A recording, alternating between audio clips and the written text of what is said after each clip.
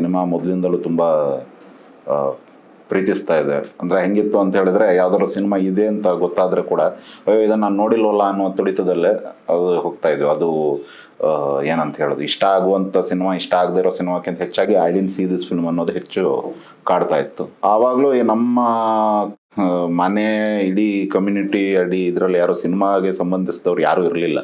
ಅದರ ಸಿನಿಮಾ ಮೇಲೆ ಪ್ರೀತಿ ಇತ್ತು. ಹೋಗ್ತಾ ಹೋಗ್ತಾ ಒಂದಷ್ಟು ಜೀವನದ ಏನದು ಬದಲಾವಣೆಗಳು, ಜೀವನದಲ್ಲಿ ನಡೆದ ಘಟನೆಗಳು ಏನೇ ಮಾಡಿದರೂ ಕೂಡ ಅದು ಸಿನಿಮಾಗೆ ರಿಲೇಟ್ ಆಗ್ತಾ ಇತ್ತು. ನಾನು ಇವತ್ತಿನ ತನಕ ಫಿಲಾಸಫಿ ಆಗಲಿ ಇವೆಲ್ಲ ಆಗಲಿ ಹಂಸಲೇಖ ಅವರ ಸಾಹಿತ್ಯದಲ್ಲೇ ಅಥವಾ ಸಿನಿಮಾದ ಡೈಲಾಗ್ಸ್ಗಳಲ್ಲೇ, ರಾಜ್ಕುಮಾರ್ ಅವ್ರ ಮಾತುಗಳಲ್ಲೇ ಕೇಳ್ತಾ ಇದ್ದಿದ್ದರಿಂದ ಅದು ಹೆಚ್ಚು ಪ್ರಭಾವಿಸಲಿಕ್ಕೆ ಶುರುವಾಯಿತು. ಓದ್ತಾ ಇದ್ದೆ, ಇದಾಗ್ತಾ ಇದ್ದೆ. ಇನ್ಫ್ಯಾಕ್ಟ್ ಏನಾದರೂ ಉತ್ತರ ಕೊಡಬೇಕು, ಯಾರಿಗಾದ್ರೂ ಏನಾದರೂ ಹೇಳಬೇಕು ಅನ್ನೋದು ಕೂಡ ಮೊದಲು ನನಗೆ ದೃಶ್ಯವಾಗೇ ಬಂದು ಒಂದು ಇಡೀ ಘಟನೆ ನಡೆದು ಡ್ರಾಮಟೈಸ್ ಮಾಡಿದ ನಂತರ ಅದನ್ನು ಒಂದು ಇದಾಗಿ ನಾನು ಚರ್ಚಿಸುವ ರೀತಿಯಲ್ಲಿ ಹೇಳ್ತಾ ಇದ್ದೆ. So everything was acting, everything was directing. ಅದ್ರ ಏನು ಆ್ಯಕ್ಟಿಂಗ್ ಡೈರೆಕ್ಟಿಂಗ್ ಅನ್ನೋದು ಗೊತ್ತಿಲ್ಲದೆ ಇದ್ದಂತಹ ಸಂದರ್ಭದಲ್ಲೂ ಅದೇ ಆಗ್ತಾ ಇತ್ತು. So when you say it's calling ಅಂತ ಹೇಳಿದ್ರೆ, ಪ್ರತಿಯೊಬ್ಬ ಮನುಷ್ಯ ಒಂದು ಅರ್ಥ ಮಾಡ್ಕೋಬೇಕು ದಟ್ ನಾವು ಒಂದೆರಡು ಕೆಲಸ ಅಷ್ಟೇ ಮಾಡೋಕ್ಕೆ ಸಾಧ್ಯ ಇರೋದು, ಬಾಕಿ ಎಲ್ಲ ಕೆಲಸ ಮಾಡಬಹುದು. ಬಟ್ ನಿಜಕ್ಕೂ you are too good in only couple of things. ನೀವು ಚೆನ್ನಾಗಿ ಅಡುಗೆ ಮಾಡ್ಬೋದು, ಇಲ್ಲ ಹೊರಗೆ ಹೋಗ್ಕೊಂಡು ಚೆನ್ನಾಗಿ ಏನೋ ಒಂದು ಮಾಡ್ಬೋದು. ನೀವು ಅದೇ ಕೆಲಸಗಳನ್ನು ವಿಧಿ ಇಲ್ಲ ಅಥವಾ ಹೊಟ್ಟೆಪಾಡು ಅನ್ನೋದನ್ನು ಬಿಟ್ಟು ಮಾಡ್ತಾ ಹೋದಷ್ಟು ಆ ಕೆಲಸಗಳಲ್ಲಿ ನೀವು ನಿಮ್ಮನ್ನು ನೀವು 100% ಕೊಡಲಿಕ್ಕೆ ಶುರು ಮಾಡ್ತೀರಾ. 100%. And it could be anything. ನೀವು ಸಾಫ್ಟ್ವೇರ್ ಇಂಜಿನಿಯರ್ ಆದರೂ ಆಗಿ, ಡಾಕ್ಟರ್ ಆದರೂ ಆಗಿ, ದಟ್ ಈಸ್ ಅದನ್ನೇನಂತ ಹೇಳ್ಬೋದು, ನಿಮ್ಮ ಕಾಲಿಂಗ್. ನೀವು ಇದು ಮಾಡೋಕ್ಕೆ ಹುಟ್ಟಿದ್ದೀರಾ ಅನ್ನೋ ರೀತಿಯಲ್ಲಿ ಕೆಟ್ಟದಾಗಲೇ ಮಾಡ್ಬೋದು ಕಂಪ್ಯಾರಿಟಿವ್ಲಿ. ಬಟ್ ನಿಮ್ಮ ಪ್ರಕಾರ ನಿಮ್ಮ ಜೀವನದಲ್ಲಿ ಅದಕ್ಕಿಂತ ಚೆನ್ನಾಗಿ ಏನೂ ಮಾಡೋಕ್ಕಾಗೋದಿಲ್ಲ ಅನ್ನೋದು ನಿಮ್ಗೆ ಯಾವಾಗ ಬೇಗ ಗೊತ್ತಾಗುತ್ತೋ ಆಗ ಇನ್ನೂ ಹೆಚ್ಚಿನ ಉಳಿದ ಬದುಕನ್ನು ಅದಕ್ಕೋಸ್ಕರ ಮೀಸಲಿಟ್ಟು ಬದುಕ್ಬೋದು. ಸೊ ಹಾಗಾಗಿ ಐ ಥಿಂಕ್ ಅದು ಡಿಸಿಷನ್ನು ನಾನು ನಿರ್ಧರಿಸಿದೆ ಅನ್ನೋದಕ್ಕಿಂತ ಇನ್ಯಾವುದು ಇಷ್ಟೊಂದು ಎಳಿಲಿಲ್ಲ. ಅಂದರೆ ಇನ್ನು ಎಲ್ಲದರಲ್ಲೂ ಒಂದು ಸಣ್ಣ ಮ್ಯಾಥ್ಸ್ ಪ್ರಾಬ್ಲಮ್ ಬರಲಿಕ್ಕೆ ಆಗದೇ ಇದ್ರೂ ಕೂಡ ಬಿಟ್ಟಾಕ್ಬಿಡ್ತಿದ್ದೆ ಹೊರತು ಇನ್ನೊಮ್ಮೆ ಟ್ರೈ ಮಾಡೋಣ ಅನ್ನೋದು ಅರ್ಥ ಆಗ್ತಿರ್ಲಿಲ್ಲ, ಅಥವಾ ಆಸೆನೂ ಇರ್ತಿರ್ಲಿಲ್ಲ. ಬೇರೆ ಸಿನಿಮಾದಲ್ಲಿ ಹೆಂಗಾಯ್ತು ಅಂತ ಹೇಳಿದ್ರೆ, ಇಲ್ಲ ಇದೇ ಬೇಕು ಅದು ಎಷ್ಟೇ ನೋವಾದರೂ, ಹಠ ಆದರೂ, ಎಷ್ಟೇ ಸಲ ಚೀತು ಅಂತ ಇದ್ದು ಬೇರೆಯವ್ರದ್ದು ದೂರ ತಳ್ಳಿದ್ರು ಕೂಡ ಇದು ಬಿಟ್ಟು ಇನ್ನೆಲ್ಲೂ ಹೋಗೋಕ್ಕೆ ಸಾಧ್ಯ ಇಲ್ಲ ಅಂಥೇಳಿ ಅಲ್ಲೇ ಇರ್ಲಿಕ್ಕೆ ಶುರುವಾದೆ. ಸೊ ಐ ಥಿಂಕ್ ಅದಕ್ಕೋಸ್ಕರ ನಾನು ಸಿನಿಮಾ ಮಾಡ್ತೀನಿ, ನನಗೆ ಇನ್ನೇನು ಮಾಡೋಕ್ಕೆ ಬರಲ್ಲ. ಕಮರ್ಷಿಯಲ್ಲು, ಆರ್ಟು ಅನ್ನೋದೆಲ್ಲ ಅದೇನಾಯಿತು, ಒಂದಷ್ಟು ಸಮಾಧಾನಕರ ಬಹುಮಾನಗಳನ್ನು ನಮಗೆ ನಾವೇ ಕೊಡ್ಕೋಬೇಕಿತ್ತಲ್ಲ. ಕಾಸು ಮಾಡದೇ ಇದ್ರೂ ಪರವಾಗಿಲ್ಲ, ತುಂಬ ಚೆನ್ನಾಗಿರೋ ಸಿನಿಮಾ ಮಾಡಿದ್ವಿ ಅಂತ. ಅದಕ್ಕೋಸ್ಕರ ನಾವು ಕೊಟ್ಕೊಬಿಟ್ವಿ. ಆರ್ಟ್ ಸಿನಿಮಾ ಇದು, ಆರ್ಟಿಸ್ಟ್ ಅಂದರೆ ಜನ ದಡ್ರು, ನಾವು ಬುದ್ಧಿವಂತರು ಅಂತ ನಮಗೆ ಸಮಾಧಾನ ಪಟ್ಕೊಳ್ಳೋಕ್ಕೆ ಕೊಟ್ವಿ. ಸಿನಿಮಾ 2 ಹಂತದಲ್ಲಿ ಸೋಲತ್ತೆ. ಮೊದಲನೇದು, ಹಾಕಿದ ಕಾಸಿಂದ ಅಂದರೆ ಬಂಡವಾಳಕ್ಕೆ ಇಕ್ವಿವೆಲೆಂಟಾಗಿ ಎಷ್ಟು ಸಂಪಾದಿಸ್ತು ಅನ್ನೋದು ಸತ್ಯ.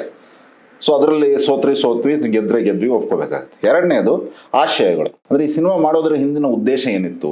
ಒಂದು ವೇಳೆ ಜನಕ್ಕೆ ನೀವು ಹಣ ಮಾಡೋದರ ಉದ್ದೇಶದಿಂದಲೇ ಈ ಸಿನಿಮಾ ಮಾಡಿ ಆ ಸಿನಿಮಾ ಹಣ ಮಾಡಿಲ್ಲ ಅಂತ ಹೇಳಿದ್ರೆ ನೀವು 2 ಸಲ ಸೋತ್ಬಿಟ್ರಿ. ಇಲ್ಲ, ಯಾವುದೋ ಒಂದು ವಿಚಾರವನ್ನು ಅಥವಾ ಯಾವುದೋ ಒಂದು ವಿಷಯವನ್ನು ಯಾವುದೋ ಒಂದು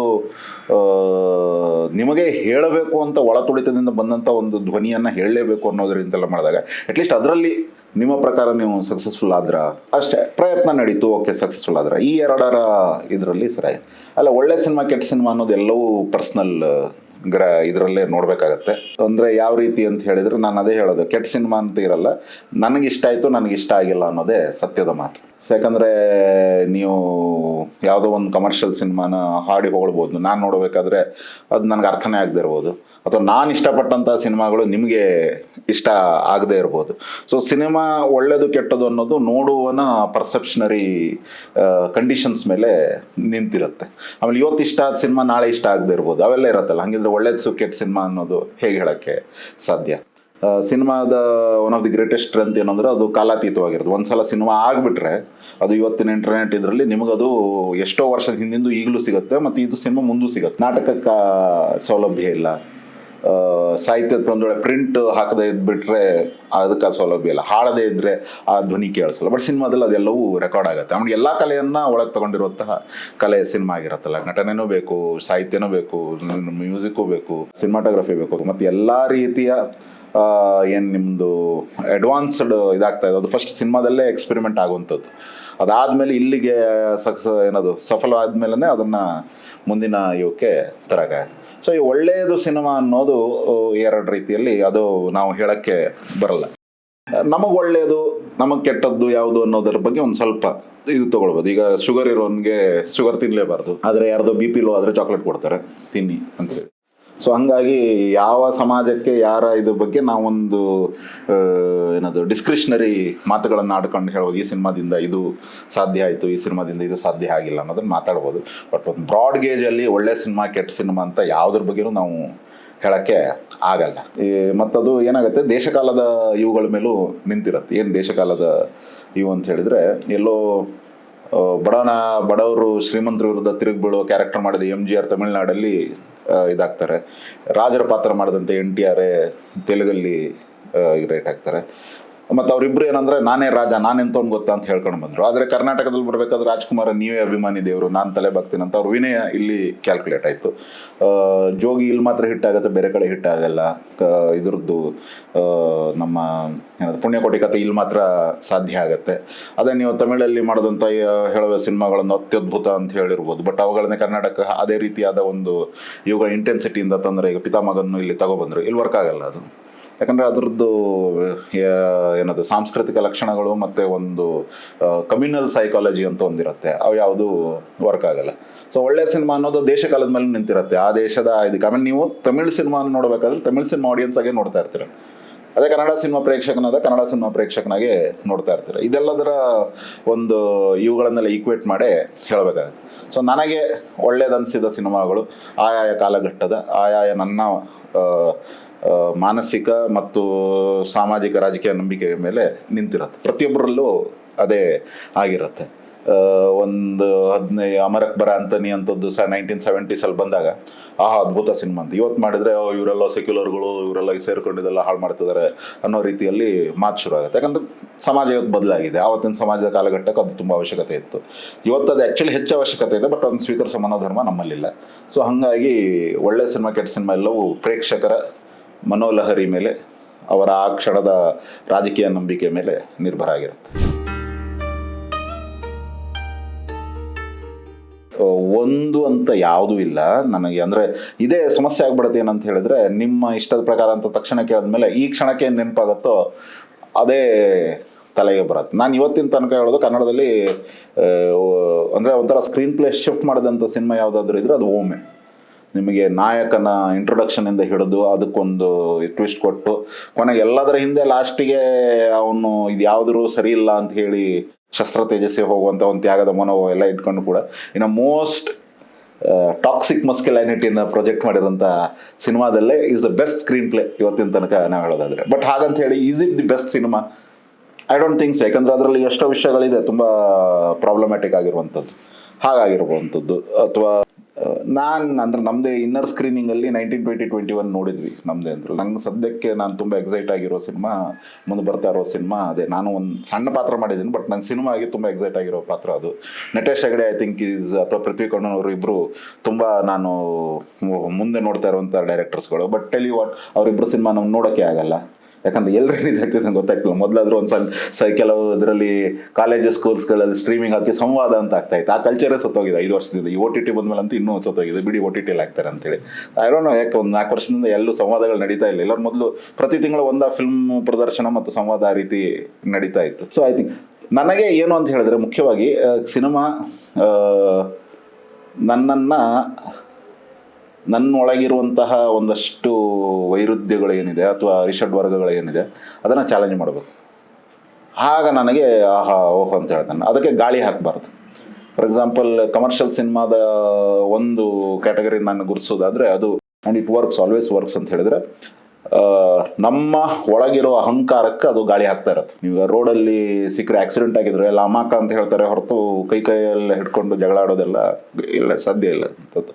ಬಟ್ ಸಿನಿಮಾದೆಲ್ಲ ಅವ್ನು ಹೀರೋ ಹೋಗ್ತಾನೆ, ಪ್ರೆಸಿಡೆಂಟ್ನು ಸಾಯಿಸ್ತಾನೆ, ಪ್ರೈಮ್ ಮಿನಿಸ್ಟ್ರು ಸಾಯಿಸ್ತಾನೆ, ಯಾರನ್ನ ಬೇಕಾದ್ರೆ ಸಾಯಿಸ್ತಾನೆ, ಅವ್ನು ಯಾರು ತಡೆಯೋರಿಲ್ಲ. ಆ ರೀತಿ ಅದು ಒಳಗಿರುವಂಥ ಈ ಒಂದು ಮೇಲ್ ಇದಿರುತ್ತೆ, ಈಗೋ ಇರುತ್ತೆ, ಸ್ಯಾಟಿಸ್ಫೈ ಮಾಡ್ತಿರುತ್ತೆ ಅದು. ತಿರುಗಿ ನಿಮ್ಮ ಗರ್ಲ್ ಫ್ರೆಂಡ್ ಇದ್ರೆ ನೀವು ಒಂದು ಮಾತಾಡೋಕ್ಕಾಗಲ್ಲ, ಅದರಲ್ಲಿ ಡೈಲಾಗ್ ಹೊಡಿತಾರೆ. ನಾವು ಹುಡುಗರು ಅಂದರೆ ಏನು ಗೊತ್ತುಂಟ, ಒಂದ್ಸಲ ಕಮಿಟ್ ಅದೇನು ಅಂತ ಹೇಳಿದ್ರೆ ನಮ್ಮ ಒಳಗಿರುವಂತಹ ಈ ಈಗೋನ ಸ್ಯಾಟಿಸ್ಫೈ ಮಾಡ್ತಾ ಇರೋದು. ಆ್ಯಂಡ್ ನೀವು ಎಷ್ಟು ಸ್ಯಾಟಿಸ್ಫೈ ಮಾಡ್ತಾ ಇರ್ತೀರ, ಅರ್ಜುನ್ ರೆಡ್ಡಿ ಅಂತ ಸಿನಿಮಾ ಆಗಿರ್ಬೋದು, ಅವು ನಿಮಗೆ ಕಾಸು ಕೊಡ್ತಾರೆ ಪ್ರೇಕ್ಷಕರು, because you are satisfying my this one ಅಂತ. ನನಗೆ ಅಷ್ಟೊಂದು ಇದಾಗಲ್ಲ, ಅದು ನನಗೊಂಥರ ತುಂಬ ಸಿಹಿ ತಿಂದಂಗೆ ಅನಿಸುತ್ತೆ. ಚೂರು ಟೇಸ್ಟ್ ಇದೆ ಅಂತ ಹೇಳಿ ಆಸೆಯಿಂದ ಬಾಯಿಗೆ ಹಾಕಿದ ಕೂಡಲೇ ಇಮಿಡಿಯೇಟ್ಲಿ ಒಂದು ಗಿಲ್ಟ್ ಶುರು ಆಗುತ್ತಲ್ಲ, ಆ ರೀತಿಯಾದ ಸಿನಿಮಾಗಳು ಅಂತ ಅನ್ಸುತ್ತೆ. But again it's my taste, ನಾನು ಬೇರೆಯವ್ರ ಮೇಲೆ ಹೇರೋಕ್ಕಾಗಲ್ಲ. ಆಮೇಲೆ ಟೆಕ್ನಿಕಲಿ ಒಂದು ಕಥೆಯನ್ನು ಹೇಳಬೇಕಾದ್ರೆ ಅಂದರೆ ನಾವು ಹೇಳ್ತೀವಿ ವಾಟ್ ಇಸ್ ಡೈರೆಕ್ಷನ್ ಅಂತ ಹೇಳಿದ್ರೆ finding the best place to keep the camera in a closed room ಅಂತ. ಅಂದರೆ ಈ ಕಥೆಯನ್ನು ಇನ್ನೂ ಇದಕ್ಕಿಂತ ಚೆನ್ನಾಗಿ ಹೆಂಗೆ ಹೇಳಕ್ಕೆ ಸಾಧ್ಯ ಅನ್ನೋದನ್ನು ಯೋಚಿಸ್ಕೊಂಡೆ ಹೇಳುವಂಥ ಸಂದರ್ಭದಲ್ಲೇ ಬಜೆಟ್ ಇನ್ನೂ ಒಂದು ದೊಡ್ಡ ಭಾರನ ಇಟ್ಕೊಂಡು ಅವ್ರು ಯಾವ ರೀತಿ ಪರ್ಫಾರ್ಮ್ ಮಾಡಿರ್ಬೋದು ಅನ್ನೋದೆಲ್ಲ ತುಂಬ ಮುಖ್ಯ ಆಗುವಂಥದ್ದು. ಹಾಗೆ ತುಂಬ ಐ ಥಿಂಕ್ ಸದ್ಯಕ್ಕೆ ಮಲಯಾಳಂ ಮತ್ತು ತಮಿಳಲ್ಲೇ ಒಳ್ಳೊಳ್ಳೆ ಸಿನಿಮಾಗಳು ಬರ್ತಾ ಇದೆ. ಅಂದರೆ ಪ್ರಮಾಣದ ಇತ್ತು, ಯಾವುದೋ ಒಂದೆರಡು ಸಿನಿಮಾ ನಮ್ಮಲ್ಲಿ ಇರ್ಬೋದು, ಒಂದೊಂದು ಪ್ರಮಾಣದ ಇದ್ರಲ್ಲಿ ನೋಡೋದಾದರೆ ಅದು ಹೆಚ್ಚು ಅಲ್ಲಿ ವೇರಿ ಆಗ್ತಿರತ್ತೆ. ಆಮೇಲೆ ಕೆಲವು ಸಿನಿಮಾಗಳ ಗೆಲುವು ಒಳ್ಳೆ ಸಿನಿಮಾ ಅಂತ ಹೆಂಗೆ ಹೇಳೋದು, ಈಗ ಪಠಾಣ್ ನೀವು ನೋಡೋದಾದರೆ ನನ್ನ ಪ್ರಕಾರ ನೋಡೋದು ನಾನು ವೆರಿ ಬೋರಿಂಗ್ ಸಿನಿಮಾ ಇತ್ತು, ನನಗದು ಏನೂ ಇಷ್ಟ ಆಗಿಲ್ಲ. ಬಟ್ ಆ ಸಿನಿಮಾ ಗೆಲ್ಲಬೇಕು ಅಂತಲೇ ನಾನು ಆಸೆ ಪಡ್ತಾ ಇದ್ದೆ for all the socio political reasons. So ಹಂಗಾಗಿದ್ರೆ ಈ ಕ್ಷಣದ ಒಳ್ಳೆ ಸಿನಿಮಾ, ಇಂಪಾರ್ಟೆಂಟ್ ಸಿನಿಮಾ ಯಾವುದಾದ್ರೆ ಪಠಾಣ್ ಅಂತಲೇ ಹೇಳ್ತೀನಿ ನಾನು, ಯಾಕಂದರೆ ಅದು ಬೇಕಿತ್ತು ಇವತ್ತು. ಸೊ ಹಾಗಾಗಿ ಅದೆಲ್ಲವೂ ಅದೇ ನಾನು ಆಗಲೇ ಹಿಂದಿನ ಇದಕ್ಕೆ ಬಂದುಬಿಡತ್ತೆ. ಅದು ನೀವು ಇಂಪಾರ್ಟೆಂಟ್ ಸಿನಿಮಾ ಯಾವುದು ಅಂತ ನೋಡ್ತೀರಿ ಅಂದರೆ ಇವೆಲ್ಲವೂ ಇಂಪಾರ್ಟೆಂಟ್ ಸಿನಿಮಾ ಆಗುತ್ತೆ. ಹೆಚ್ಚಾಗಿ ನನ್ನ ಕೇಳಿದರೆ ನಿಮ್ಮ ಈಗೋ ಸ್ಯಾಟಿಸ್ಫೈ ಮಾಡದೆ ಸ್ವಲ್ಪ ನಿಮಗೂ ತಲೆಗೆ ಮತ್ತು ಮನಸ್ಸಿಗೆ ಕೆಲಸ ಹಚ್ಚುವಂಥ ಸಿನಿಮಾ ಯಾವುದಾದ್ರೂ ಬಂದರೆ ಐ ಥಿಂಕ್ ಅದು ಒಳ್ಳೆಯ ಸಿನಿಮಾ. ಇವತ್ತೇನಾಗಿದೆ, ಪ್ರತಿಯೊಬ್ಬನು ಸ್ಟಾರ್ ಆಗಿದ್ದಾನೆ. ನೀವು ಸುಮ್ಮನೆ ಯಾವುದೋ ಸಿನಿಮಾದ ಹಾಡಿಗೆ ನೀವೇ ನಿಮ್ಮದೇ ಡ್ಯಾನ್ಸ್ ಹಾಕಿ ಇನ್ಸ್ಟಾಗ್ರಾಮಲ್ಲಿ ಹಾಕಿದ್ರು you are not original and you are not doing as good as the artist are doing, but still you will get views, ಲೈಕ್ಸ್ಗಳು ಸಿಗ್ತಾ ಇರುತ್ತೆ. ಸೊ ಹಾಗಾಗಿ ಸಿನಿಮಾ ಅನ್ನೋದು ಇವತ್ತು ನನ್ನ ಸ್ಟಾರ್ಗಿರಿಗೆ ಬಳಸ್ಕೊಂಡಿರುವಂತಹ ಬ್ಯಾಕ್ಗ್ರೌಂಡ್ ಮ್ಯೂಸಿಕ್ ಥರ ಆಗಿಬಿಟ್ಟಿದೆ. ಅಂದರೆ ಯಾರ್ದೋ ಹೀರೋ ಡೈಲಾಗ್ನ ನಾನು ಹೇಳ್ಕೊಂಡು ನಾನು ಹೀರೋ ಆಗ್ತಿದ್ದೀನಿ ಅಂತ ಹೇಳ್ಕೊಂಡು ನೀವು ಚೆನ್ನಾಗಿ ಹೇಳ್ದೆ ಇದ್ರೆ ಇನ್ನೂ ಹೆಚ್ಚು ಹೋಗ್ತಾರೆ ಜನ, ಅದ್ರ ಮೇಲೆ ನಗಾಡ್ತಾನೆ ನಿಮ್ಮ ನಾಡ್ಕೋತಾನೆ ಹೆಚ್ಚು ನೋಡ್ತಾ ಇರತ್ತೆ. ಸೊ ಹಾಗಾಗಿ ಸಿನಿಮಾ ಇವತ್ತು ಡಿಜಿಟಲ್ ಯುಗದಲ್ಲಿ ಡೆಮೋಕ್ರಟೈಸ್ ಆಗಿದೆ ಎಲ್ಲ ಹಂತದಲ್ಲಿ. ಮೊದಲು ಹೆಂಗೆ ಸಿನಿಮಾ ಮಾಡ್ತಾರೆ ಅನ್ನೋದೇ ಒಂದು ದೊಡ್ಡ ಸಮಸ್ಯೆ ಆಗಿತ್ತು. ಇವತ್ತು ಪ್ರತಿಯೊಬ್ಬರು ಅವ್ರ ಮೊಬೈಲಲ್ಲೇ ಇಟ್ಕೊಂಡು ಎಡಿಟ್ ಮಾಡಿ ಇದು ಮಾಡಿಸಿ ಅದಕ್ಕೊಂದು ಕಲರ್ ಕರೆಕ್ಷನ್ ಕೊಟ್ಟು ಏನಿಲ್ಲ ಅದರ ಒಂದು ಆ್ಯಪಲ್ಲಿ ಇದು ಮಾಡಿ ಲೋಡ್ ಮಾಡಿಸಿ ಮಾಡುವಂತಹ ಎಲ್ಲ ಅವಕಾಶ ಆಗಿದೆ. So what digital has done to cinema ಅಂತ ಹೇಳಿದ್ರೆ ಅದು ಮೊದಲೇದಾಗಿ ಸಿನಿಮಾನ ಡೆಮೋಕ್ರಟೈಸ್ ಮಾಡಿಬಿಟ್ಟಿದೆ. ಯಾರು ಬೇಕಾದ್ರೆ ಸಿನಿಮಾ ಮಾಡ್ಬೋದು, ಇವತ್ತು ಎಲ್ಲಿಂದ ಬೇಕಾದ್ರೆ ಸಿನಿಮಾ ಮಾಡ್ಬೋದು. ಬಟ್ ಹಾಗಾಗಿದ ಕೂಡಲೇ ಏನಾಗುತ್ತೆ, ನಿಮಗೆ ಕ್ರಾಫ್ಟ್ ಬಗ್ಗೆ ಒಂದು ವಿದ್ಯೆಯನ್ನು ಕಲೀಲಿಕ್ಕೆ ಏನು ಕ್ರಾಫ್ಟಿನ ಅವಶ್ಯಕತೆ ಇರುತ್ತೆ, ಅದ್ರ ಬಗ್ಗೆ ಯಾರು ಚರ್ಚಿಸುವ ಅಥವಾ ಅದೊಂದು ಗುರುತರ ಒಂದು ಮೇಲೆ ಹೋಗುವ ಗುಣಗಳು ಇವರೆಲ್ಲೂ ಕಾಣ್ತಾ ಇಲ್ಲ. ಅಂದರೆ ನಿಮಗೆ ಇವತ್ತೊಂದು ಕ್ಯಾಮ್ರಾ ಮೂಮೆಂಟ್ನ ಲಾಕ್ ಮಾಡ್ಕೊಂಡು ಬಿಟ್ಬಿಟ್ರೆ ಸುಮ್ಮನೆ ಇಲ್ಲಿ ನಿಂತ್ಕೊಂಡಿದ್ರು ಕ್ಯಾಮ್ರಾನ ಇಲ್ಲಿ ಬಂತು ಅಲ್ಲಿ ಬಂತು ಅನ್ನೋ ರೀತಿಯಲ್ಲಿ ಕ್ಯಾಪ್ಚರ್ ಆಗ್ತಾ ಇದೆ. That's not craft, that is you surrendering yourself to AI, ಆ ರೀತಿ ಆಗ್ತಾ ಇದೆ.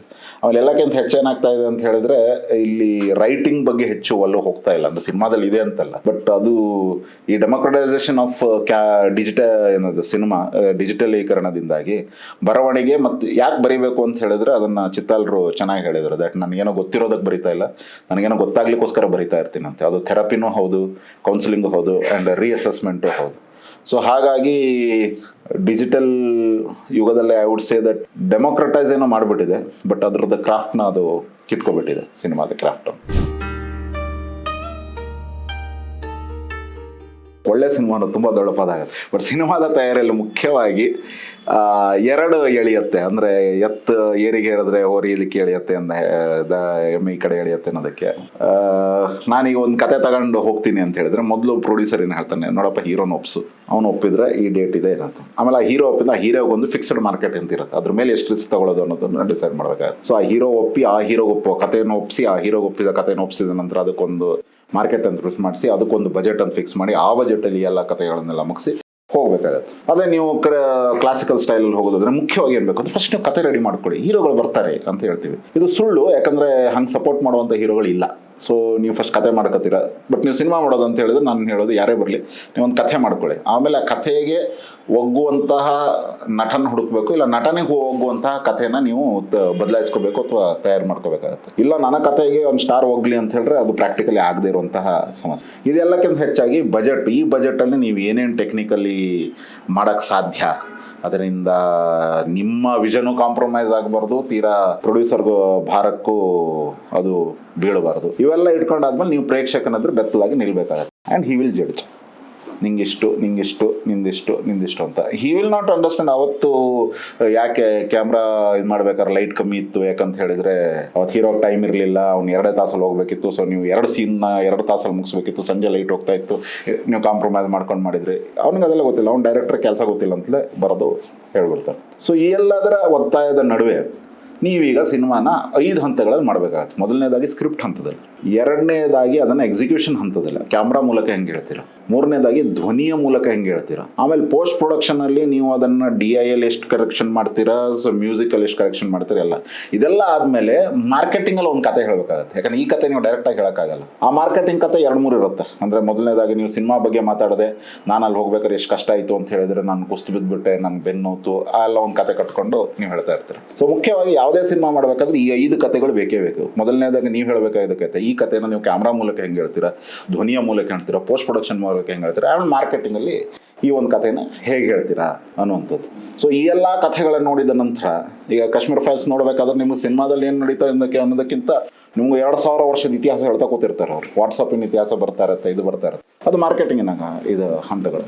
ಸೊ ಎಲ್ಲವೂ ಮೇಳೈಸಿ ಸೇರಿಸಿ ಹೋಗಿ ಬಂದ ನಂತರ ನಿಮಗೊಂದು ನಿಮ್ಮ ಇಷ್ಟದ ಒಳ್ಳೆಯ ಸಿನಿಮಾ ಸಿಗುತ್ತೆ. ಬಟ್ ಅದು ಯಾವ ವಿಂಗಲ್ಲಿ ಮಾಡಿದರೂ ಕೂಡ ಈ 5 ಹಂತದಲ್ಲಿ ಕತೆ ರೆಡಿಯಾಗಿ ಸಿನಿಮಾ ತಯಾರಾಗುತ್ತೆ. ಈ 5 ಹಂತದಲ್ಲಿ ಒಬ್ಬ ನಿರ್ದೇಶಕನಾದ ಹೇಗೆ ನ್ಯಾವಿಗೇಟ್ ಮಾಡ್ತಾನೆ ಅನ್ನೋದು ಇಂಪಾರ್ಟೆಂಟ್ ಆಗುತ್ತೆ. ಈ ಚೈನೀಸ್ ಹೋಟೆಲ್ಗಳಲ್ಲೇ ಚೈನೀಸ್ ತಿನ್ನಬೇಕು, ಇಲ್ಲ ಲೋಕಲ್ ಮಾಡಿದ್ರೆ ಅದು ಟೇಸ್ಟ್ ಬರಲ್ಲ ಅದು. ಸೊ ಹಾಗಾಗಿ ಇದು comes back to the early. ನೀವು ಆಶಯ ಏನು ಅಂತ ಹೇಳೋದು, ನಿಮ್ಮ ಸಿನಿಮಾನ ನೀವು ಕಲೆಯಾಗಿ ನೋಡೋದಾದರೆ ಉಳಿದೆರಡನ್ನು ನೀವು ಸೈಡಿಗೆ ಇಡಬೇಕಾಗತ್ತೆ. ವ್ಯಾಪಾರದ ನೋಡೋದು ಅಂತೇಳಿ ಈ ಉಳಿದೆರಡನ್ನು ಮುಟ್ಲೇಬಾರ್ದು. ನೀವು ರಾಜಕೀಯವಾಗಿ ಇದನ್ನು ನೋಡಬೇಕು ಅಂತ ಹೇಳಿದ್ರೆ ತುಂಬ ರಿಸ್ಕ್ ತಗೊಳ್ಬೇಕಾಗುತ್ತೆ. ಅಪಾರ್ಟ್ ಫ್ರಮ್ ಎನಿಥಿಂಗ್, ಅದರ ಸಿನಿಮಾದ ಸ್ಟ್ರೆಂತ್ ಏನು ಅಂತ ಹೇಳಿದ್ರೆ, ನೀವು ಅದನ್ನು ಕಲೆಯಾಗಿ ನೋಡದೇ ಇದ್ದಾಗಲೂ ಕೂಡ ಅದರಲ್ಲಿ ಕಲೆ ಬೇಕು. ಅದರಲ್ಲಿ ನೀವು ಯಾವ ರೀತಿ ಶಾರ್ಟ್ ಇಟ್ರಿ, ಲೈಟಿಂಗ್ ಹೆಂಗೆ ಮಾಡಿದ್ರಿ, ಅದರ ಎಸ್ಥೆಟಿಕ್ಸ್ ಏನು, ಅದನ್ನು ನೀವು ಕಡೆಗಣಿಸ್ಲಿಕ್ಕೆ ಆಗಲ್ಲ. ನೀವು ಇದು ವ್ಯಾಪಾರ ಅಲ್ಲ ಅಂತ ಹೇಳುವ ಹೊತ್ತಿಗೆ ನೀವು ನಾನು ಎಷ್ಟು ಬಜೆಟಲ್ಲಿ ಸಿನಿಮಾ ಮಾಡಬೇಕು, ಎಷ್ಟು ಲಾಭ ಮಾಡಬಹುದು ಅನ್ನೋದನ್ನು ಒಬ್ಬ ಡೈರೆಕ್ಟರ್ ಯೋಚಿಸಲೇಬೇಕು. ನನ್ನ ಸಿನಿಮಾ ಪೊಲಿಟಿಕಲ್ ಅಲ್ಲ ಅಂತ ಯಾರೂ ಹೇಳಕ್ ಸಾಧ್ಯ ಇಲ್ಲ. ಯಾಕಂದ್ರೆ ಒಂದು ಲವ್ ಸ್ಟೋರಿಯಲ್ಲೋ ಒಂದು ಪಾಲಿಟಿಕ್ಸ್ ನಡೀತಾ ಇರುತ್ತೆ. ಈಗ ಮುಂಗಾರು ಮಳೆ ನಿಮ್ಮ ಪ್ರಕಾರ ಇದು ಪೊಲಿಟಿಕಲ್ ಸಿನಿಮಾ, ಬಟ್ ಎಂತ ಒಂದು ಪೇಟ್ರಿಯಾರ್ಕಲ್ ಪಾಲಿಟಿಕ್ಸ್ ನಡೀತಾ ಇದೆ. ಇವ್ರು ಡಿಸೈಡ್ ಮಾಡ್ಕೋತಾರೆ ಗಂಡಸರ ಮರ್ಯಾದೆ ಇದು ಅಂತೇಳಿ. ಅವನ ಗಂಡಸ ಡಿಸೈಡ್ ಮಾಡ್ತಾನೆ, ಇವಳಿಗೆ ನಾನು ಯಾವ ರೀತಿ ಸುಳ್ಳು ಹೇಳಿ ಮ್ಯಾನಿಪುಲೇಟ್ ಮಾಡಿ ಮಾಡಬೇಕು, ನಾನು ಮತ್ತು ಅಮರ ಪ್ರೇಮಿ ಅಂತ ಹೇಳ್ಕೊಂಡು ತನ್ನಂತಾನೆ ಒಂದು ಮೇಲಿಗೋವನ್ನು ತನ್ನಂತಾನೆ ಸ್ಯಾಟಿಸ್ಫೈ ಮಾಡ್ಕೊಂಡು. ಸೊ ಅಲ್ಲಿ ಪಾಲಿಟಿಕ್ಸ್ ಇದೆಯಲ್ಲ, ಸಶಕ್ತ ಪ್ರಸಕ್ತ ಸಮಾಜದ ಪಾಲಿಟಿಕ್ಸ್ ತುಂಬ ಢಾಳಾಗಿ ವಿದ್ಯುಕ್ತವಾಗಿ ಸಿನಿಮಾದಲ್ಲಿದೆ. Just because you don't name ಅಥವಾ ನೀವು ಅದರ ಸೀರಿಯಸ್ನೆಸ್ಸನ್ನು ಕಡಿಮೆ ಮಾಡಿದ್ರಿ ಅಂತ ಕಾರಣಕ್ಕೆ ಅದು ಪೊಲಿಟಿಕಲ್ ಆಗಲ್ಲ ಅಂತ ಹೇಳೋಕ್ಕೆ ಆಗೋದೇ ಇಲ್ಲ. ನೀನು ಜೋಗಿ ಅಂತ ಒಂದು ಸಿನಿಮಾ ತಗೊಂಡ್ರು ಕೂಡ ಅದರಲ್ಲೂ ಸ್ಟ್ರಾಂಗ್ ಆದ ಪೊಲಿಟಿಕ್ಸ್ ಇದೆ. ಸೊ ಹಾಗಾಗಿ ನಾನಿದಲ್ಲ ಅಂತ ಹೇಳುವ ಯಾವ ಡೈರೆಕ್ಟ್ರು ಹೇಳೋಕ್ಕೆ ಸಾಧ್ಯ ಇಲ್ಲ. ಯಾಕಂದ್ರೆ ಅದು 3 ಇದೆ ಅದರಲ್ಲಿ. ನಮ್ಮ ಸಿನಿಮಾದಲ್ಲಿ ಕಲೆ ಬೇಕೇ ಬೇಕು, ಎಸ್ಥೆಟಿಕ್ಸ್ ಬೇಕೇ ಬೇಕು, ವ್ಯಾಪಾರೀಕರಣ ಆಗಲೇಬೇಕು, ಅದರ ಜೊತೆ ಅದರದೇ ಆದ ಒಂದು ಪಾಲಿಟಿಕ್ಸ್ನ ಅದು ಎತ್ಕೊಂಡು ಹೋಗ್ತಾರೆ. ನಾನು ಆಗಲೇ ಹೇಳ್ದಂಗೆ 5 ಟೈಪ್ ಆಫ್ ಕಥೆಯಲ್ಲಿ ಮಾರ್ಕೆಟಿಂಗಲ್ಲಿ ನೀವು ಯಾವ ಕತೆ ಹೇಳ್ತೀರಾ ಅನ್ನೋದು ಇಂಪಾರ್ಟೆಂಟ್ ಆಗಿಬಿಡುತ್ತೆ. ಇಫ್ ಇನ್ ಮಾರ್ಕೆಟಿಂಗ್ ಹಂತಲ್ಲಿ ಇಲ್ಲ ನಾವು ವೆರಿ ಸ್ಟ್ರಾಂಗ್ ಪೊಲಿಟಿಕಲ್ ಕತೆ ಇಮಿಡಿಯೇಟ್ಲಿ ಸಿನಿಮಾನ ಪೊಲಿಟಿಕ್ ದೃಷ್ಟಿಯಲ್ಲಿ ನೋಡ್ತಿರ್ತಾರೆ. ಬಟ್ ನಿಮ್ಮ ಸಿನಿಮಾದಲ್ಲಿ ಅದು 3 ಇದೆ, ಎಸ್ಥೆಟಿಕ್ಸು ಇದೆ, ವ್ಯಾಪಾರನೂ ಇದೆ, ಮತ್ತು ಪೊಲಿಟಿಕ್ಸು ಇರುತ್ತೆ. ಸಿನಿಮಾ ಹೆಂಗೆ ಕಟ್ಕೊಡೋಣ ಅನ್ನೋದು again it comes back to the same thing. ನಿಮ್ಮ ಡ್ರೈವ್ ಏನು, ನಿಮ್ಮ ಡ್ರೈವ್ ಹಣ ಮಾಡೋದು ಅಂತ ಹೇಳಿದ್ರೆ ನೀವು ಸಾಂಗ್ನ ತುಂಬ ರಿಚಾಗಿ ಶೂಟ್ ಮಾಡಬೇಕು. ನೀವು ಫೈಟನ್ನು ಹೀರೋ ಹಿಂಗೆ ಮುಟ್ರೆ ಹಾರು ಹೋಗುವಂಥದ್ದಂಗೆ ತೋರಿಸ್ಬೇಕಾಗತ್ತೆ. ಯಾಕಂದ್ರೆ ದಟ್ಸ್ ವಾಟ್ ಬೇಕಾಗತ್ತೆ. ಅದೇ ನೀವು ಆರ್ಟಿಸ್ಟಿಕ್ ಇದ್ರ ಕಡೆ ಡ್ರೈವ್ ಮಾಡೋದು ಅಂತ ಹೇಳಿದ್ರೆ ನಿಮ್ಮ ಹೀರೋ ಎಷ್ಟೇ ಹೊಡೆದ್ರು ಕೂಡ ತಿರುಗಿ ಹೊಡೆಯಲ್ಲ, ಆ ರೀತಿ ಇದೇನೋದೊಂದು ತೋರಿಸ್ತೀರ ಅಂತ. ಆ್ಯಂಡ್ ಪಾಲಿಟಿಕ್ಸಲ್ಲಿ ಮಾಡಬೇಕಾದ್ರೆ ಈ ರೀತಿ ಹೊಡೆತ ತಿನ್ಬೇಕಾದ್ರೆ ಹೀರೋ ನಿಮ್ಮದು ಕೆಂಪು ಬಟ್ಟೆ ಹಾಕ್ಕೊಂಡಿರ್ತಾನೆ, ನೀಲಿ ಬಟ್ಟೆ ಹಾಕ್ಕೊಂಡಿರ್ತಾನೆ, ಹಸಿರು ಬಟ್ಟೆ ಹಾಕ್ಕೊಂಡಿರ್ತಾನೆ ಅನ್ನೋದ್ರ ಮೇಲೆಲ್ಲ ತಲೆ ಓಡಿಸ್ಲಿಕ್ಕೆ ಶುರು ಮಾಡಿ. ಸೊ ಸಿನಿಮಾ ಈ 3 ಒಳಗೊಂಡಿರುತ್ತೆ. ನಿಮ್ಮ ಡ್ರೈವ್ ಆ್ಯಸ್ ಅ ಡೈರೆಕ್ಟ್ರಾಗಿ ನಿಮ್ಮ ಡ್ರೈವ್ ಏನು ಅನ್ನೋದು, ಮತ್ತು 5ನೇ ರೀತಿಯ ಮಾರ್ಕೆಟಿಂಗಲ್ಲಿ ಹೇಳಬೇಕಾದ ಕಥೆಯಲ್ಲಿ ನೀವು ಯಾವ ರೀತಿ ಕತೆ ಕಟ್ತೀರಾ ಅನ್ನೋದು ಇಂಪಾರ್ಟೆಂಟ್ ಆಗ್ತಾ ಹೋಗುತ್ತೆ. ಇಲ್ಲ, ಸಮಕಾಲೀನ ಜಗತ್ತನ್ನೋದೇ ಇಲ್ಲ. ನಾವು ಹೇಳೋದಾದ್ರೆ ಬಟ್ಟೆ ಒಂದು ಫ್ಯಾಷನ್ ಒಂದು ಬದಲಾಗುತ್ತೆ ಅನ್ನೋದು ಬಿಟ್ಟರೆ ನೀವು ಸಮಕಾಲೀನ ಜಗತ್ತಂದರೆ when was world more peaceful. ಪ್ರತಿ 20-25 ವರ್ಷದ ದಶಕದಲ್ಲಿ ಒಂದು ದೊಡ್ಡ ಯುದ್ಧ, ಒಂದು ದೊಡ್ಡ ಚೇಂಜು, ಇದು ನೋಡ್ತಾನೆ ಇದ್ದೀವಿ. ಸೊ ಭಾಷೆಯ ಲಿಂಗೋ ಚೇಂಜ್ ಆಗುತ್ತೆ, ಹಾಕೊಳ್ಳೋ ಬಟ್ಟೆ ಚೇಂಜ್ ಆಗುತ್ತೆ ಹೊರತು ಹೆಣ್ಣನ್ನು ಹೊರಗೆ ಬಿಡದೇ ಇರುವಂತಹ ಒಂದು ಗಂಡು ಪ್ರಪಂಚದ ನಡುವೆನೇ ಅಕ್ಕ ಮಹಾದೇವಿ ಅವತ್ತು ನೀವು ಯಾರೂ ನನ್ನನ್ನು ಹಿಡಿಯೋಕ್ಕೆ ಸಾಧ್ಯ ಇಲ್ಲ ಅಂತ ಹೇಳಿ ಶಿವನಲ್ಲಿ ಲೀನವಾಗಿರುವ ಘಟನೆಗಳು ನಮ್ಮಲ್ಲಿದೆ. ಇವತ್ತು ಎಲ್ಲ ಮಾಡರ್ನ್ ಆಗಿದೆ ಹಾಗೆ ಹೀಗಿದೆ ಅಂತ ಹೇಳ್ತಾ ಇರುವಂಥ ಸಂದರ್ಭದಲ್ಲೇ 13ನೇ ವರ್ಷದ ಒಂದು ಹುಡುಗಿ ಯಾವುದೋ ಹುಡುಗನ ಜೊತೆ ಮಾತಾಡಲು ಅನ್ನೋದನ್ನು ಇನ್ನೊಬ್ಬ ಯಾರೋ ರೂಮರ್ ಬಂದ್ಕೊಂಡು ಅಪ್ಪಂಗೆ ಹೇಳ್ದೋ ಅನ್ನೋ ಕಾರಣಕ್ಕೆ ಅಪ್ಪ ಹೊಡೆದು ಅವ್ನ ಮಗಳನ್ನು ಸಾಯಿಸಾಕಿರೋ ಘಟನೆ ಒಂದು ವಾರದ ಹಿಂದೆ ನಡೆದಿದೆ. ಸೊ ಯಾವ ಸಮಕಾಲೀನ ಜಗತ್ತದು. ಸೊ ಸಿನಿಮಾ ಏನು ಮಾಡುತ್ತೆ ಅಂತ ಹೇಳಿದ್ರೆ ಅವರು ಆಯಾ ಇವುಗಳನ್ನು ಅಡ್ರೆಸ್ ಮಾಡ್ತಾನೆ ಹೋಗುತ್ತೆ. Like who can say that modern times Charlie ಚಾಪ್ಲಿನ್ದು ಇವತ್ತು ರೆಲೆವೆಂಟ್ ಇಲ್ಲ because it was made in 1920s or 30s. So I think ಅದು ಒಳ್ಳೆ ಬರುತ್ತೆ. ದಟ್ ಎವ್ರಿಥಿಂಗ್ ನೀವು ಮಾಡಿರ್ತಿರಲ್ಲ ಅದು ರೆಸ್ಪಾಂಡ್ ಆಗುತ್ತೆ. ನಾ ಆಗಲೇ ಹೇಳಿದೆ ಅಮರ್ ಅಕ್ಬರ್ ಅಂತಾನೆ ಇವತ್ತು ಮೋಸ್ಟ್ ರಿಲೇಟ್ ಆಗ್ತಾ ಇರುವಂಥ ಸಿನಿಮಾ ಇದು. ಈಗ 70s ಮಾಡೋಷ್ಟರಲ್ಲಿ ನೀವು ಪಾರ್ಟಿಷನಿನ ನೋವನ್ನು ತುಂಬ ನೋಡಿಕೊಂಡು ಇದು ಆ ರೀತಿಯಾದ ಇದು ಅರ್ಥ ಆಗಿರಲಿಲ್ಲ. ಅದೊಂದು ಏನು ಮೆಡಿಕಲ್ ಅಟ್ರಾಸಿಟಿ ಇಮೇಜ್ ಇದೆ ದಟ್ 3 ಜನರು ಒಟ್ಟಿಗೆ ಬ್ಲಡ್ ಕೊಡ್ತಾ ಇದ್ರು ಭಾರತ್ ಮಾತೆಗೆ ಅಮರ್ ಅಕ್ಬರ್ ಆಂಥನಿ ಅನ್ನುವಂಥದ್ದು, ಅದು ಇವತ್ತಿನ ಮೋಸ್ಟ್ ಇಂಪಾರ್ಟೆಂಟ್ ಮೆಟಫರ್ ಅದು. ಸೊ ಹಾಗಾಗಿ ಸಿನಿಮಾ ಅನ್ನೋದು ಸಮಕಾಲೀನ ಇದು ಎಲ್ಲಕ್ಕಿಂತ ಹೆಚ್ಚಾಗಿ ಸಿನಿಮಾ ಕಾಲಾತೀತನೇ. ಸಣ್ಣ ವಯಸ್ಸಿಂದಲೂ ಸಿನಿಮಾ ಬಗ್ಗೆ ತುಂಬ ಆಸಕ್ತಿ ಇತ್ತು. ಆಮೇಲೆ ನಾವು ಬೇರೆ ನೋಟೆಡ್ ಆಗಿಬಿಟ್ಟಿದ್ವಿ ಪೋಲಿ ಹುಡುಗರು ಅಂಥೇಳಿ. ಸೊ ಆಮೇಲೆ ಸಿನಿಮಾ ನೋಡೋರು ಪೋಲಿ ಹುಡುಗರು ಅನ್ನೋದು ಎಲ್ಲರೂ ನಂಬಿದ್ದಂತಹ ಸಂದರ್ಭದಲ್ಲಿ ನನಗೆ ಯಾವುದಾದ್ರೂ ಸಿನಿಮಾ ಒಂದು ಬಂದಿದೆ ಅದನ್ನು ನಾನು ನೋಡಿಲ್ಲ ಅನ್ನೋದೇ ನನಗೆ ತುಂಬ ಕಾಡ್ತಾ ಇದ್ದಂತಹ ಸಂಗತಿಯಾಗಿತ್ತು. ಅಂದರೆ ಇಂಥದ್ದು ಸಿನಿಮಾ ಇದೆ ನಾನು ಯಾಕೆ ನೋಡಿಲ್ಲ. ಸೊ ಅದರ ಕನ್ಸಂಪ್ಷನ್ನಲ್ಲಿ ಯಾವುದೇ ರೀತಿಯ ಇದರಲ್ಲಿ ಫಿಲ್ಟರ್ ಇರಲಿಲ್ಲ. ಅಂದರೆ ಇದು ಕನ್ನಡ ಸಿನಿಮಾ, ಹೊರಗಿನ ಸಿನಿಮಾ, ಅಥವಾ ಅರ್ಥ ಆಗದೆ ಇರೋ ಸಿನಿಮಾ, ಅರ್ಥ ಆಗೋ cinema, comedy cinema, family cinema, political cinema, art cinema ಅಂತ ಯಾವ ಡಿಸ್ಟಿಂಕ್ಷನ್ ಇಲ್ಲದೆ ಎಲ್ಲ ಸಿನಿಮಾನ ಹೆಂಗೆ ಸಿಗುತ್ತೋ ಹಂಗೆ ಕನ್ಸ್ಯೂಮ್ ಮಾಡೋದೇ ಒಂದು ದೊಡ್ಡ ಇದು. ಐ ಥಿಂಕ್ ಅದರ ವಿಸ್ಮಯದಿಂದ ಹೊರಗೆ ಬರೋಕ್ಕೆ ನನಗೆ ತುಂಬ ಟೈಮ್ ತೊಗೋತು. ಜೀವನದಲ್ಲಿ ಒಂದಷ್ಟು ಘಟನೆಗಳಾದವು. ನಾನು I started suffering from acute schizophrenia 9th 10th ಎಲ್ಲ ಬರಬೇಕಾದ್ರೆ. ಅಲ್ಲಿ ಇನ್ನೂ ಹೆಚ್ಚು ಓದು ಸಿನಿಮಾ ಕಡೆನೇ ಹೆಚ್ಚು ಒಲವು ಹೋಗ್ಲಿಕ್ಕೆ ಶುರುವಾಯಿತು. ಆಮೇಲೆ ಇದರಲ್ಲಿ ಸಿಗ್ತಿದ್ದಷ್ಟು ಖುಷಿ ಅಂದರೆ ಸಿನಿಮಾ ನೋಡೋದ್ರಲ್ಲೇ ಸಿಗ್ತಿದ್ದಷ್ಟು ಖುಷಿ ಬೇರೆ ಕಡೆ ಸಿಗ್ತಾ ಇರಲಿಲ್ಲ. ನಾಟಕ ಮಾಡ್ತಲಿಕ್ಕೆ ಶುರು ಮಾಡಿದ್ವಿ ಒಂದೊಂದೇ ಹಂತದಾಗಿ. ಸೊ ಆಗಲೇ ಐ ಥಿಂಕ್ ನನ್ನ 18-19ನೇ ವಯಸ್ಸಿಗೆ ನಾನು ಅಸಿಸ್ಟೆಂಟ್ ಡೈರೆಕ್ಟರ್ ಆಗಬೇಕು ಅನ್ನೋ ಹಂಬಲದಿಂದ ಓಡಲಿಕ್ಕೆ ಶುರು ಮಾಡಿದೆ. ಅಂದರೆ ಒದ್ದಾಡಲಿಕ್ಕೆ ಶುರು ಮಾಡಿದೆ. ಅವ್ರ ಹತ್ರ ಹೋಗೋದು. ಈ ಮೀನ್ ಟೈಮ್ ಬರಿತಾ ಇದ್ದೆ, ಬರವಣಿಗೆ ಎಲ್ಲ ಬರ್ತಾಯಿತ್ತು. 20ನೇ ವಯಸ್ಸಿಗೆ ಪ್ರಜಾವಾಣಿ ವಿಶೇಷ ಅಂಕದಲ್ಲಿ ಕತೆ ಬೇರೆ ಸೆಲೆಕ್ಟ್ ಆಗೋಯ್ತು ನಮ್ಮದು. ಸೊ ಹಂಗಾಗಿ ಇನ್ನೂ ಹೆಚ್ಚಿನ ಕಾನ್ಫಿಡೆನ್ಸ್ ಕೊಡ್ತಾ ಹೋಯಿತು. ಓದ್ತಾ ಇರಲಿಲ್ಲ. ಸೊ ಹಾಗಾಗಿ ಈ ಕಡೆ ದಾರಿನೇ ಇಲ್ಲ ಅನ್ನೋದು ಇನ್ನೂ ಕನ್ಫರ್ಮ್ ಆಯಿತು.